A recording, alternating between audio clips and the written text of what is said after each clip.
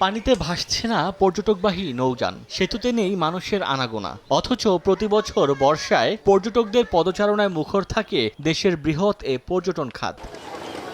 নিস্তব্ধতা বিরাজ করছে রাঙামাটির পর্যটন শিল্পের আইকনিক স্থান ঝুলন্ত সেতুতে। পর্যটকের অপেক্ষায় লেকে নোঙর করে আছে শত শত টুরিস্ট বোট। ভাসমান ফলের দোকানেও ক্রেতা নেই, এছাড়া স্থানীয় তাঁতে বোনা পোশাকের দোকানে বেচাকেনা নেই। এবছর পর্যটক শূন্য পরিবেশে অনেকটা দুশ্চিন্তায় স্থানীয় ছোট বড় ব্যবসায়ীরা। এক মাস আগে ৩,০০০-৪,০০০ টাকা বিক্রি হতো ডেলি, আর এখন হয় ৫০০ টাকাও বিক্রি করতে, ৫০০-৭০০ টাকা বিক্রি করতে কষ্ট হয়। ব্যবসা বাণিজ্য খারাপ, এর জন্য আমরা পরিবার চালাতে খুব কষ্ট হচ্ছে আমাদের। এখন যদি ট্যুরিস্ট হইতো তাহলে একটু ভালো হতো, যেমন আমাদের চলতেও খুব কষ্ট হচ্ছে।